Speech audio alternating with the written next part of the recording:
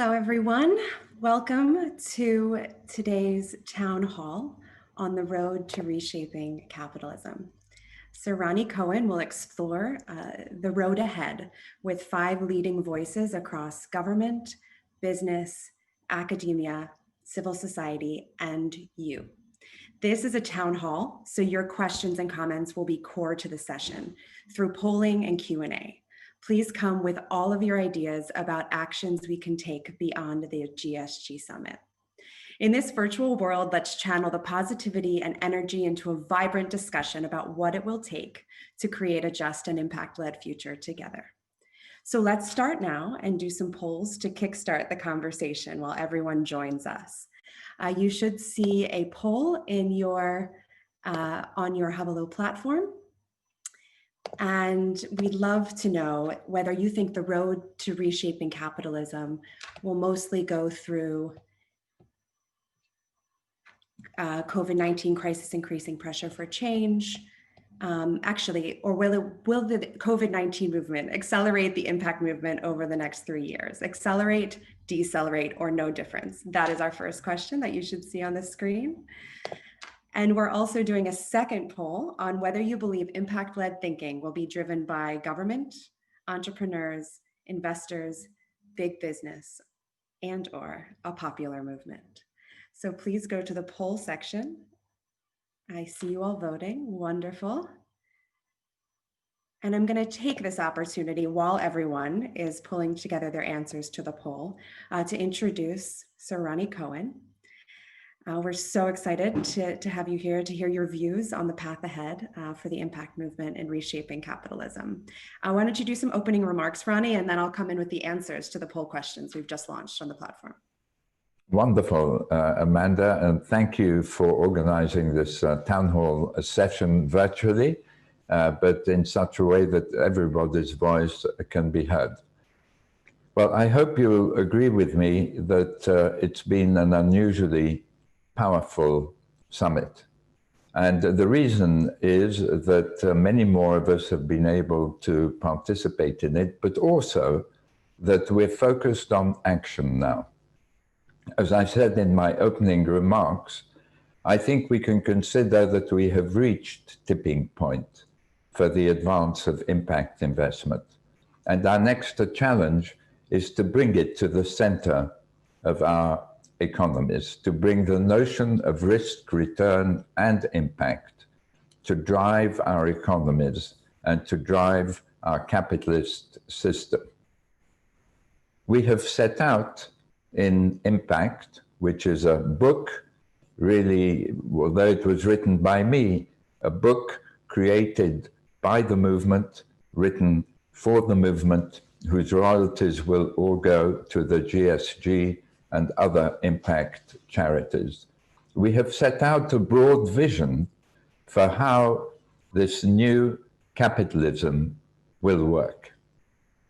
Essentially, it involves companies and investors being able to make discriminating decisions in their pursuit of profit, based on information about the impact that companies create, both on people and on planet, through their products, through their employment, and through their operations. We believe, and Philip Hildebrand has just eloquently stated it, that the finance will actually change the behavior of companies. And I have mentioned before that I think we are at a historic crossroad now, similar to the crossroad our predecessors approached in 1929.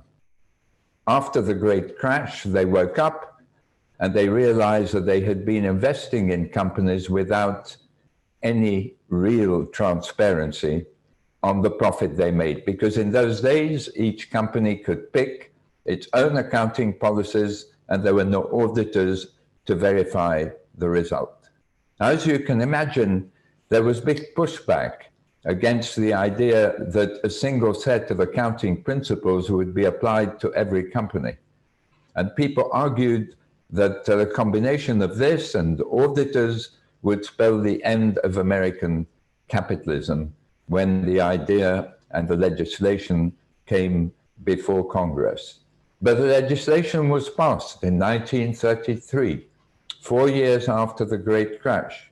And our goal must be now to achieve the same transparency on impact, with a third to a half of all professionally managed assets going to achieve impact as well as profit through ESG and through impact investment, with the combined force of these two investment flows of 30 to 40 trillion dollars, companies are already beginning to change their behavior. And if we can achieve transparency, which we will be discussing in this session, in this town hall session, then that will become the catalyst for investors and companies to begin to focus on delivering both impact and profit in an effective way. So I would like to start this town hall by inviting Dolika Banda to share with me her views about emerging countries. The divisions that exist today between wealth and poverty within developed countries are still not as great as the divisions that exist between emerging countries and developed ones. And so, Dolika, may I kick off by explaining that you have spent your career in finance, you've been at the IFC, you've worked in Africa, a big part of your life. You have deep experience of the challenges that Africa faces. How do you see us emerging from COVID with more equality between emerging and developed countries? What measures, what actions from the investor community and other communities do you think we need to catalyze in order to close that gap? Thank you so much, Sir Ronald. It's an absolute honor to be here. And thank you to the community. I think we gather here as like-minded problem solvers, seeking to lead a just and impact-led recovery as we deal with COVID-19 and the repercussions of it. I think I would like to think upfront that impact transparency and just recovery and inclusion have never been more important than they have to be henceforth. I believe impact investing has been a movement for over 20 years. I think it was 2000 when the UK asked for social investments task force to look at this thing. So at some point, a movement has to form into itself and get a life and become mainstream and part of our reality. And overall, I would like to say that COVID-19, as tasking as it has been emotionally, financially, politically, socially for all of us, actually presents an opportunity for that thing that you talked about, Sir Ronald, as impact, transparency, and accountability to actually come to the fore and get a life of its own. So I'm very thankful to be asked to opine on this. And some of us, we're all global in this audience, so we may be asking ourselves, you know, why is this important? You know, there are three terms that you used in your opening remarks: inequality, closing the gaps, and sustainability. Just for context, I'm forever looking at the 2030 numbers, as I'm sure most of us are. Just from a demographics perspective, the population of this world is expected to be around 8.5 billion people by 2030. Over 50% of those will be residing in South Asia, LAC, and Africa. Over 35% of those will be below the age of 30. And the gender balance will be 50-50. Yet the wealth gap is glaring the social gap is glaring. If we exclude China and Asia Pacific, the three regions that I just mentioned equal about 10% of the global wealth. This is according to the Global Wealth Report of 2019. Women continue to be vulnerable and youth struggle to see an opportunity. So there is clearly a gap. There are clear inequalities here. And these statistics cannot be ignored. And if anything, COVID has highlighted that these inequalities exist and these inequalities pose a great threat economically, socially. This leads me to the issue of sustainability, Sir Ronnie. This is a word that we bandy about too freely, but it is of great import in resolving the issues of exclusivity and disenfranchisement in the world today. The solutions, I think, are in our hands. The solutions, in my view, are going to be a combination of private-public partnerships, which is what we are doing in these last 3 days, or in the last 3 days, including today. It's going to be a combination of the holders of capital, the most powerful institutions globally, who have shifted mindsets, they have shifted capital, they have shifted lives upwards. When we talk about microfinance, that was a movement that became mainstreamed. When we talk about SMEs as engines of growth, that was a movement that became mainstreamed. When we talk about the importance of climate change, and as you referenced, Aroni, ESGs, these are things that through financial intermediaries in its gamut of forms, from asset managers to asset owners, the power of the financial markets to change the world globally and shift us upwards, I think, is never more important than it has been now. So I think it's a combination of those groups of people coming together. But then I would just close on this particular section by saying, to me, solutions are sustainable only if they are rooted in the recipient community or society. And that's just to bring me to put on the table here a question for the local pension funds, the local long-term local currency capital holders in our various communities to think very creatively about how we intervene in this very important subject matter. So Dolika, when you think in terms of African capital flows, you've just referred to the fact that you need local flows and you need international flows. Do you, through your experience at the IFC and elsewhere, have guidance to give us on what we should really be pushing as the GSG? Our mission, as you well know, and please call me Ronnie, everyone, our mission, as you know, is to innovate, agitate, and orchestrate. We see today the arrival of social bonds being used by African countries.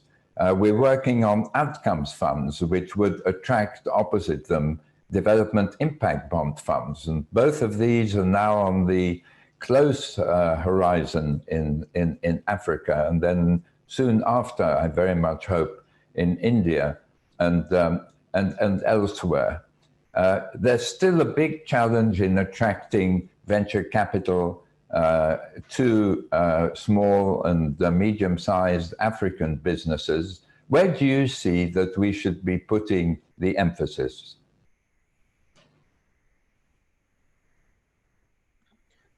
Thank you, Ronnie. So I think the problem is wide, and therefore the solutions are a myriad of things. I would posit to focus on a few, but I would first say that I think the way that we as a community will develop to shifting the needle in the communities that are of concern to us and why we are here, so the impact recipients, will really be for us to think through how do we shift this market from the basic access to finance, bottom of the Maslow pyramid, and shift our interventions higher than that. How do we think about the household multiplier factor? That if you support an SME of one person, you are probably supporting 10 families plus. How do we take care of the climate change impact? A lot of the communities in the most vulnerable parts of our populations globally are agrarian, and they are heavily affected, or they are rural, heavily affected by dust, by storms, by drought, and so on and so forth. And then how do we deal with this conundrum of the gender and youth and bring them, women and youngsters, who will be the bulk of our population going forward, into the economic ecosystem? And so there are many solutions. My few, to put a few on the table, would be for us to really have a serious look at the global financial system and how that impacts transparency. And you have been working together with Harvard on the impact-weighted index initiative. I think that is going to be absolutely critical. The same way that the World Bank was able to mainstream the DBI, the Doing Business Index, we should be able to do something using the financial system. I think that there has to be a conversation at the bilateral and multilateral conversations with our countries on what clauses, what requirements do you put into those negotiations and those agreements to support the growers of industry, the growers of economy in our various countries, termed the SMEs. These are the engines of growth. And I think our bilateral and multilateral conversations have got to get over the sovereignty conversation and get into the reality on the ground. You can't have a world where 20% of the population lives on $70,000 a year, and the other 20 are living on $2 per month. It's just not tenable. I think the third I would put on the table is the whole concept of our underwriting approaches. So we need to demystify Africa risk. A lot of our businesses are unable to get access to finance locally as well as internationally because there is very little data, there is very little credible information, and when it's available, it's lagging, about the real risk profile of businesses in Africa. And this must be decoupled in a financial way that protects the downside from the sovereign risk and the Africa country or national risk. So those are some of the things I would put on the table.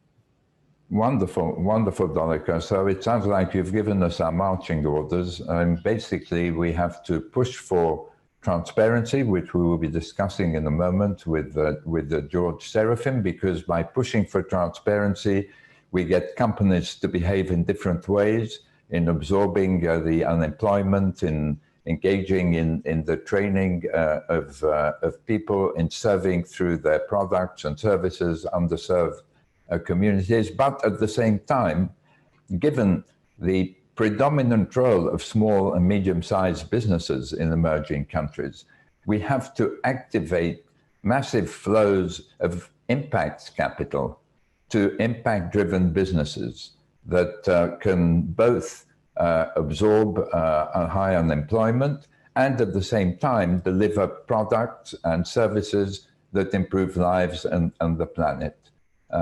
Thank you very much, Dolika.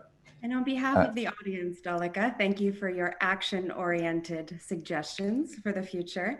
I wanted to bring in quickly that we asked a poll in the beginning of this town hall, which was, do you believe impact-led thinking will be driven by governments, entrepreneurs, investors, big business, and/or a popular movement? Now, the results are in, and 35% of the viewers believe this will be driven by a popular movement. Close behind are investors, then entrepreneurs, with government coming in fourth and big business coming in last. Before you leave us and leave this town hall, and Ronnie, your thoughts too, what do you think about this response, especially given your comments about solutions rooted in the community and in the society? If it is going to be up to a popular movement, how do we do that inclusively? So over to you both. Thank you so much. So as I said earlier, I think that this is about meaningful action and efforts to support creative, innovative, and in today's world, technology-enabled solutions. With all due respect to our governments, they usually lag the private sector. So my suggestion would be this movement has got to shift our mindset from being a movement into being a call to action, are the terms we've been using, and collaborating with our private sector to then push our public sector to meet us halfway and see where the solutions lie. So I think this is a thing for GSGI to now step up and hit the road. Well, you'll be hearing a little bit later, Dolika. You're aware of it, but our viewers aren't, so that we are actually going to take a step in that direction with this summit, and Christina will be unveiling it afterwards. Has George Serafeim joined us, Amanda? Is the technology holding up, or should I just... Entering any moment now. So maybe in the meantime, Ronnie, what's your view on those poll results? Do you think the road to reshaping capitalism is via this popular movement alone? They actually do not surprise me, Amanda. They do not surprise me at all. I think, as I wrote in Impact, this whole movement started by consumers, maybe primarily young ones, changing their purchasing habits, buying only the products of companies that deliver social or environmental improvements of some kind. It continued with young people refusing to work for these types of companies. It began to influence the attitudes of investors who began to realize, even if they weren't naturally going in this direction, that this had grave implications for the profitability of their portfolios. As we heard from Philip Hildebrand of BlackRock in his eloquent remarks, we're showing that we can actually outperform by investing in companies that deliver good. And now the power of investors is going to change the behavior of companies. We need governments, though, to play a role if we want this to happen faster.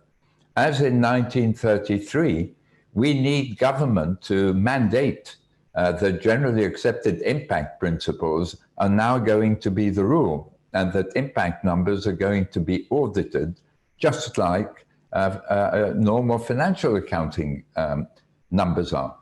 And so I do think that we've already, through this poll, alighted on one of the key issues that we're going to have to tackle over the next 3 years in order to get from tipping point to bringing risk-return impact to the center of our economies. And I'd like to hear from our viewers if they have any specific suggestions about how we should go about doing this. How do we go about bringing together a popular movement? You will be hearing later in this town hall, which is totally action-focused, you will be hearing about Hala Tomadostia's efforts through the B team to achieve just that, a movement that can influence companies.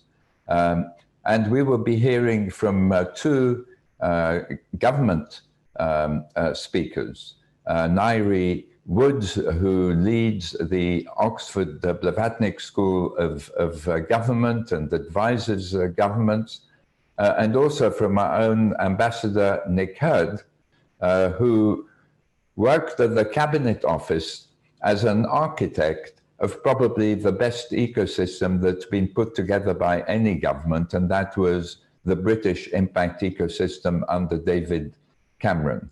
So we will also be looking at the role of government. We cannot leave, it seems to me, discussion of all these different vectors to push risk-return impact to the center of our economies. But I see George has now joined us from Boston. George, we're really grateful to you for getting up at this unearthly hour. I hope you've had a cold shower and a coffee, as you said you would. And Dolika, in her own eloquent remarks about emerging markets, was talking about the importance of transparency on the impact that companies create. And if we have that transparency, of course, we have transparency on the impact that investors create by investing in companies. Now, you've been doing all the hard work with the brilliant team you've assembled at Harvard on the impact-weighted accounts initiative, which the GSG and the IMP have initiated with Harvard Business School. How practical is it to expect that the world will shift in the near future, say within the next 3 years, to using impact-weighted accounts? Do we have the means to measure that impact? And how do we get traction to make it the new normal in investment analysis, to look at both profit and impact? Ronnie, first of all, thank you very much for having me. It's a great pleasure. And to answer your question directly, I think that transformation is already happening. It is already happening in front of our eyes. And I think we have multiple evidence of that. The first one is that when we started, we already found 56 leading organizations around the world, large multinational companies, leaders in their industries, that they were actually practicing some form of impact-weighted accounting. So that transformation is already happening. And what are we doing? We're trying to actually systematize, create a research-based framework that allow us to do three things. The first one is to understand which organizations around the world are creating positive versus negative impact to begin with. The second one is which industries are leading the way and which industries need fundamental transformation. And the third way is to provide a practical application also for governments to finally mandate impact transparency. And we feel that is also a very, very important vehicle for change. And how this is happening? Through three pillars. The first one is environmental impact. The first one is environmental impact because we know that we are having tremendous damages on our environment because of our economic activity. And we need to find better ways of conducting business in a way that is more compatible with our environment. And to give you a sense, Ronnie, of the progress towards that, we have already publicly released a data set with more than 13,000 firm year observations where we're observing for companies around the world, for thousands of companies around the world over the last 8 years, their environmental impact from their operations. What are you doing in terms of CO2 emissions, nitrous oxide, sulfur oxide, water consumption, and so forth? Now, what can we do with this?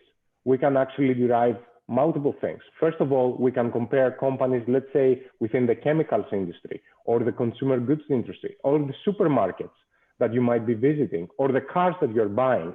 And you might be saying, actually, there are tremendous differences, even within the same industry, in terms of the environmental impact that different companies are creating. Holding those organizations accountable, but at the same time, also helping people inside those organizations improve the impact that their own organizations is creating. So we see that as actually a disclosure, a transparency mechanism, but we also see it as a management mechanism through which people can use better information to make better decisions. And of course, what we see with the environmental data that we have compiled, we also see inside the value chains. So you think about, for example, your cars. Your cars have auto components going into them. We can actually follow the value chain and understand where the environmental impacts might be coming from, which part of the value chain, and how the whole industry and the whole value chain can be transformed. And of course, what we find as well is we can look actually at whether those environmental impacts might be integrated in terms of investor valuations in capital markets, and whether investors might be shifting towards companies that have better environmental profile. And this is what we find exactly in some industries, not in all industries though. So for example, if you look at technology hardware If you look at construction materials and so forth, these are some of the industries that you might find that actually valuations are already reflecting lower valuations, lower market multiples for the organizations with worse environmental profile. But in other industries, we don't find that. And that is the problem with not having impact transparency. That is the problem with having impact opacity. Actually, those valuations are not reflecting that. And the two other pillars that we're working on is the employment pillar. We finally need to understand, what does it mean to have positive employment? And there we're working on multiple dimensions. One is, for example, the quality of the wages. Are you paying people actually above living wage? Not only the minimum wage, but above living wage. What are your employment practices then in terms of the benefits that you're providing to your employees? Childcare, paid sick leaves, enormously important dimensions that the COVID-19 crisis has actually showcased how important those benefits are. And of course, other dimensions are incredibly important around racial justice, for example, and gender justice as well. The diversity and the opportunity inside the organizations. Do we see a diverse set of people being actually promoted inside organizations to more senior level positions? And of course, health and safety inside the organization. So the framework integrates all of those elements, and then companies can actually use it. So we have applied that to some leading multinationals around the world. In this context, for example, Intel and Apple and Merck. And now we're in this exciting journey of scaling that framework and being able to, again, publicly and freely available, provide a data set that will hopefully do that for hundreds of organizations, if not thousands of organizations. And the third piece is, and this is very important, Ronnie, because in the whole environmental, social, and governance space that has grown tremendously around the world, and I think it has the potential to change the world, we are missing a very important piece, which is product impact. Most of the measurements in the ESG space are actually about operational impact. We actually need to start measuring the types of impacts that products create to their customers and the communities. And this is the third area that we're working on. And as you can imagine, this is a very, very challenging area because products tend to be very idiosyncratic. But we have made tremendous progress, starting with automobile manufacturers. We moved to consumer good companies, utilities companies, with pharma, pharmaceuticals, and all of those are being released in the next few weeks, if not in the next few months. And I believe that as we are building that infrastructure and as we are showing that this is happening, organizations are actually practicing this, and we have an enormous amount of interest, both from companies, from investors, and increasingly also from policymakers, regulators, and governments to finally do what it needs to happen. We live in an environment where we feel that people need to have freedom of choice and freedom of will. But actually that freedom of choice and freedom of will, when you're purchasing something as a customer, when you're making an employment decision, when you're choosing your employer, and when you're choosing your investments, need to be made with enough information about the impact that those choices create. When I'm purchasing something in a supermarket, I actually want to know the type of impact that this purchase decision is making. And up until now, I think largely, not completely, but we have very limited information about those impacts. We need to change that. And I think if we change that, fundamentally, we will actually create incentives in the system for companies to change behavior, for investors to change behavior, and to live in a better world than we're living right now. Thank you, George, for that very articulate explanation. For those who have already gone to the data set at Harvard Business School, which is open source under impact-weighted accounts, and looked at environmental cost of companies, they would have seen that some companies create $200 billion of damage a year, that many companies create more environmental damage than they do profit. Can you just explain two things? One, what are the broad conclusions that you see coming out of this data set, and will investors, consumers, and others be able to access this information directly from the Harvard Business School site? And two, we can see more easily how we would measure environmental impact. The way that you are measuring the social impact of lack of diversity, I find very creative and effective. Could you also address the question of how you measure the cost of insufficient diversity in the workforce of a company? Absolutely, absolutely. And these are fantastic questions. So on the first, on the environmental side, what you find in the data that actually, when you look at the sample of about 2,000 companies, that is the most recent one, you find that about 15 or so percent, 15 to 20%, actually, the environmental damages that they create would wipe out almost completely their earnings before interest, taxes, and depreciation. That means that actually, from a business model perspective, that company is not creating enough value in order to even cover their environmental damages. And of course, why this is happening? Somebody might say, Ronnie, why is this happening? Well, this is happening because we have been treating fundamentally and historically environment as a free resource. That is not the case. We are actually using resources when we're using our land, when we're using our air, and so forth.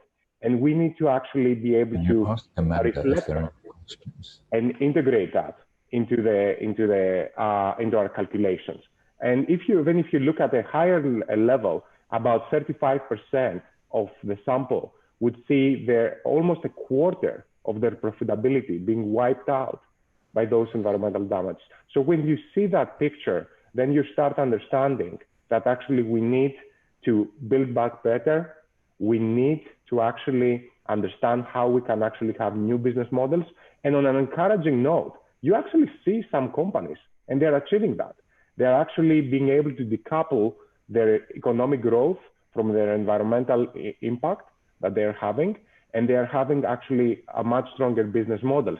And then what you see is that they're being rewarded. There are companies that are able to do that and actually improve their performance, find ways to reduce cost structures, find ways to actually, through innovation, to create new products that fit new demands and new solutions in an economy that needs to decarbonize, and also, importantly, needs to decarbonize fast. We're running out of time when it comes to climate change. Action is needed now. On the second part, about some of the social impacts, and this has been incredibly challenging throughout the years, because measuring some of those environmental impacts in general has been a little bit, I would say, a little bit easier than some of the social impacts. Some of the social impacts are incredibly tough and challenging to actually measure. But for example, when you look at diversity and opportunity as a context, what we can see then, we can actually measure the composition of the employment base of a firm, both across the hierarchy. So we can measure that in terms of like lower level and entry level workers versus middle managers versus senior managers, professional staff, and so forth. And then we can measure it across races and genders as well.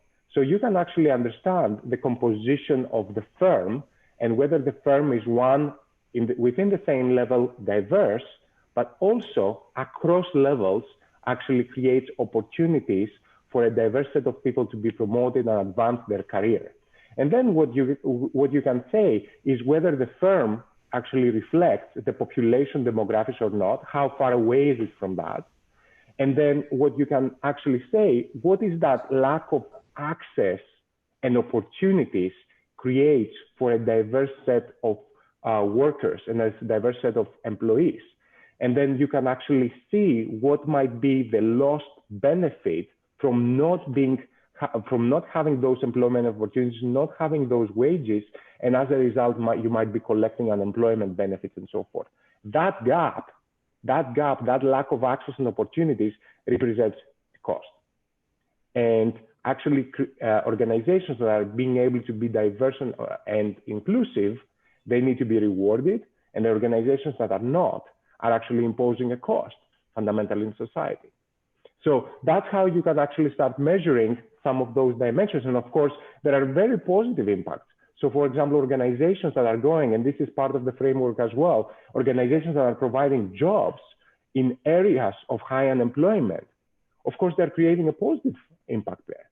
And they need to be rewarded for that. And that is being integrated by how much they might be lowering actually unemployment rates in those high unemployment areas. And this can be happening everywhere. This can be happening inside the United States. This can be happening in Colombia or in Italy or in India or in Japan. All of those geographies are actually having challenges, social challenges, and organizations have a role to play in actually providing solutions. And then we need to know which ones are the ones that are providing solutions and which are the ones that might be part of the problem. Thanks, George. We have a few questions from the audience and only a few minutes left. So if I can jump in, Ronnie. One question was, is the framework publicly available? And Celia Cruz has actually sent the links for everyone. The answer is yes, right? Yes. Yes, And absolutely. The question was also, can it be adapted to different sectors? I also think the answer is yes, but let's confirm. Absolutely. And the framework for environmental employment actually applies to all sectors. The product framework, what is happening is that we're releasing it almost bi-monthly because we're working on a sector-specific basis, because product impacts tend to be very idiosyncratic. So what you will see is next week, we'll be releasing the employment framework, and actually some of the product frameworks will be released in a staggered way. Great. And then there's one big question just to close out.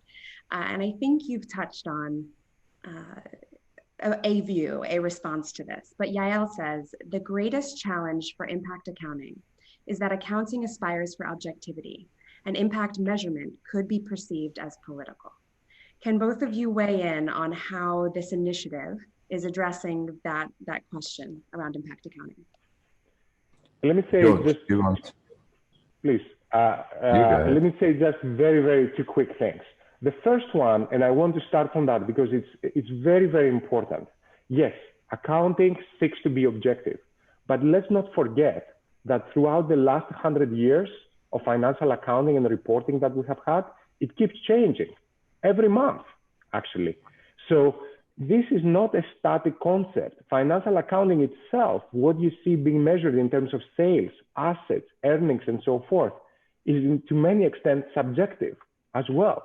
This is a social construct that we have created and keeps changing over time. And actually, as we're changing, for example, pension accounting or lease accounting and so forth, we are actually as a society understanding how to account for many things, understanding what is important, and actually improving towards that dimension. It's the same journey that we need to do with impact accounting as well. We need to start from something that is going to be good, not perfect, good, and then keep improving, keep building towards that, and keep making those improvements. And the second point that I want to make is that actually the framework is as objective as possible. And that's why it's super important that it's research-based and science-based. We're actually looking to evidence in the literature and evidence from research to understand what might be the connection between, for example, sugar consumption or whole grains consumption, and then cardiovascular disease and obesity, to actually be able to measure some of those things. In the same way that we're looking to the environmental economics literature to understand the social cost of carbon, of nitrous oxide, or water stress risk, right? So I think actually we have made tremendous progress in being able to actually objectify, make it harder, and then guide better decision making. I would just add one sentence to what George has said, Amanda, which is it has to be objective. The issue of incentives must come from government separately. If governments decide on the basis of objective impact accounting that it wants to incentivize those firms that are delivering positive impact and tax in a more serious way those that are delivering negative impact, that's a governmental decision. The system does not seek to build in incentives. So the incentives come from transparency, creating a race to the top within each sector as investors begin to make their investment decisions on the basis of both profit and impact.